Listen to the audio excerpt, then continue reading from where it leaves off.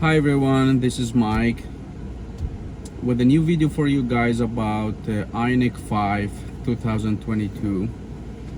I have here the SE modification, single motor, 303 miles.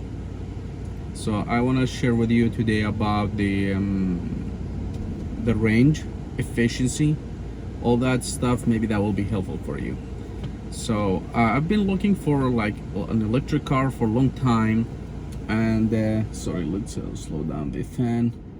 Then I wonder how much I could get a real range, as everybody knows that the electric cars, the range is the most important, at least for me.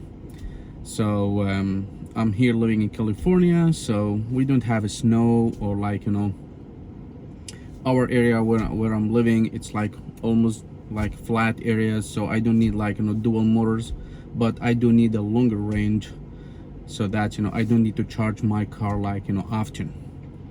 So and even though like I checked YouTube about all the videos, try to get more information about the efficiency, what's the range, the real range you could get, depends how the battery pack like size. So right now, if we're talking like about my Ioniq 5, the real wheel drive 303 miles if the battery charge 100%. So you're gonna get, depends how you are driving. Again, I tried to find like exact information, how much could I like drive my car, and how many miles I'm gonna get. So in the end, there are no clear answer. Depends of a lot of things. The temperature outside, then how are you driving, if you have a single motor or two dual motors.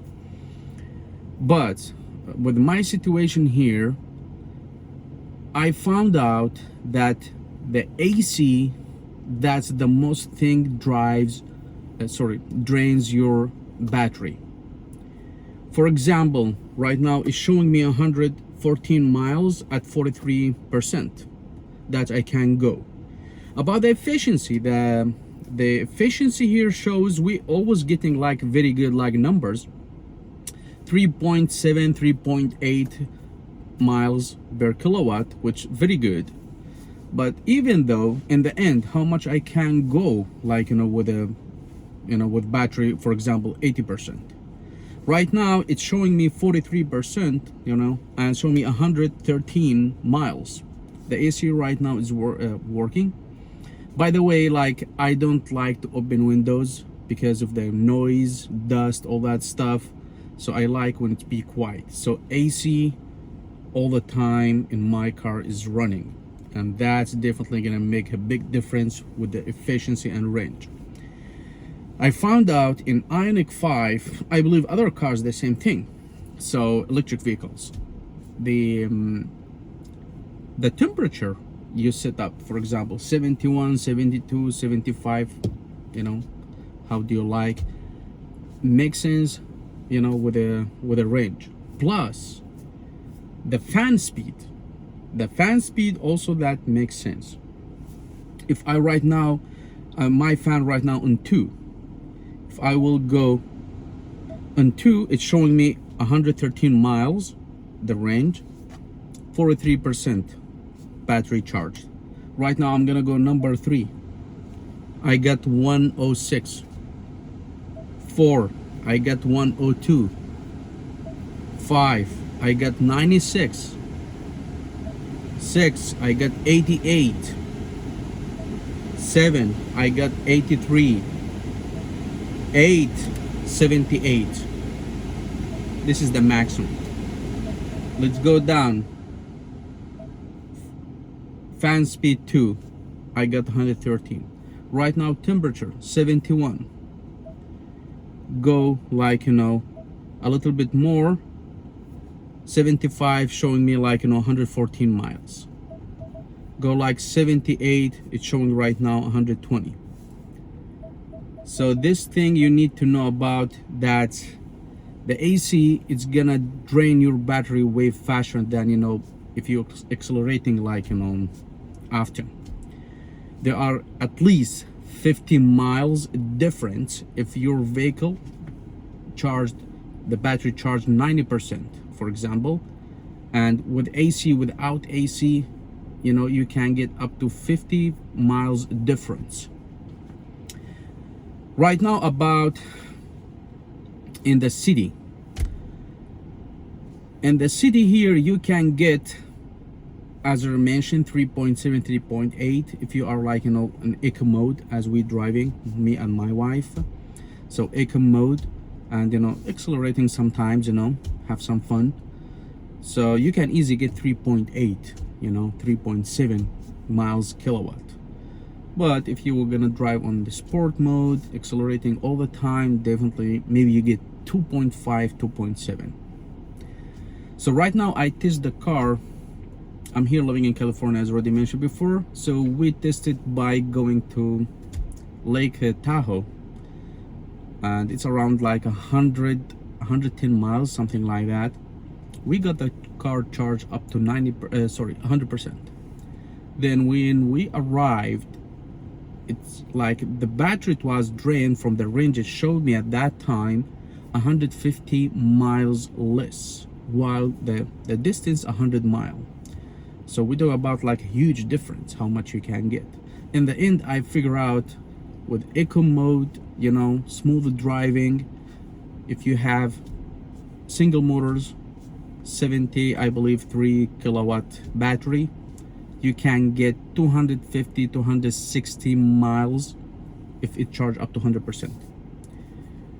And if you're gonna get the car charged like 80%, definitely that maybe could be 200 miles.